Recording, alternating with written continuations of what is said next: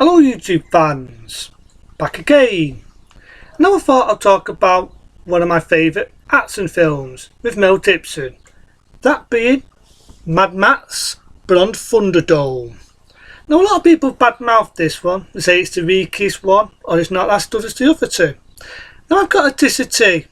It's a lot more light-hearted than the original and the second, but all in all it's not a bad film. And let's not forget, you've got Tina Turner as the warrior princess, who we all know sang the song as well, We Don't Need Another Hero. It's good to see Mel Gibson come back and prize his role, as he was now getting big in America. As we all know, Mel Gibson was an Aussie actor, and this was 2 years before he did the iconic Lethal Weapon, which is another big film. I also like Mad Max but on Thunderdome. My only issue is, nearly at the end, it feels a bit like you're watching The Road Warrior, you know, cars and all that, and big epic car takes. But I do love to see him when they're on the train. I like the idea that he's helping kids out, and he's doing a good toss. I also like the tournament where he's running around with a chainsaw and he's raving around a bit and he's fighting this big guy. It's pretty good, and it's pretty unique. I just wish they did a bit more of the tournament, and if you want to see it done a little bit better than that, 2 years later, just watch Arnie in The Running Man. The Running Man, I felt, did that with the tournament, just a little bit more of an edge. But I do like the tournament scene. I thought it was different. I do like the idea of him having that thing on his head, and it felt like Mel Gibson was in a different universe than the other two. And he was more of a wanderer, more of a traveller. And I did feel that Mad Max was more in there, with his long hair, and his big manic, granted it was the 80s. But he definitely got that feeling there and then that bit of things was to come, such as Lethal Weapon.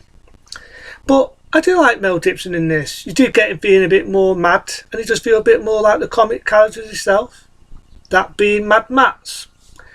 For Tina Turner, and normally I've got to be honest, singers and acting does not go together.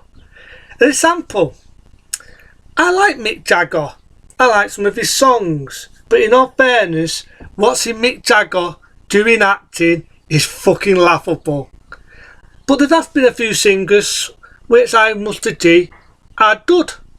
David Bowie, he's been in a few films, may he rest in peace, and his acting got better as he went on in films, and he was pretty good.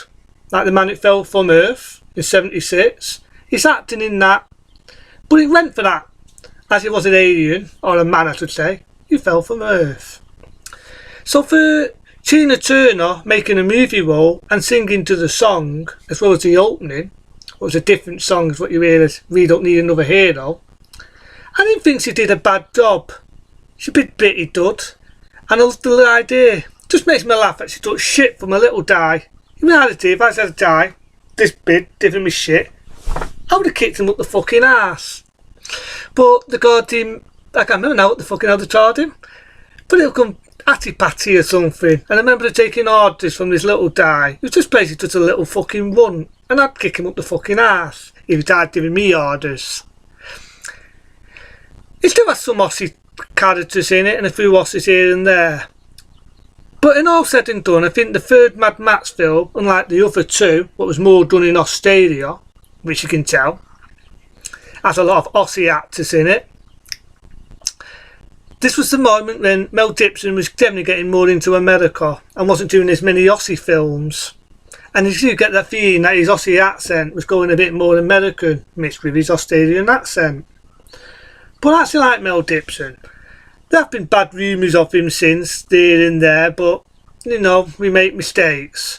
And I don't buy he's fucking racist. Because if he was racist, wouldn't Danny Duffer not want not to work with him from the Lethal Weapon films? So, that's all said and done. I do like Mel Gibson. He's a good actor, and he does prove that he's a good candidate guy in this. I love the scene where he's protecting the kids, and he's protecting their rights. And I'm trying to find a universe, in an apocalypse universe, just have that upsetting ending when they find out the gene they wanted is not a gene. But that's life. But all in all, I do actually like Mad Max but on Thunderdome. Not a lot of people like it. I think it's reasonably good. Does feel a bit like Road Warrior nearly at the end, but it is pretty epic fight scene. And as Tina Turner says, he's just another Ragley man.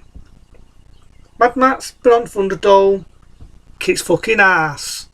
Until then everybody, have a good one.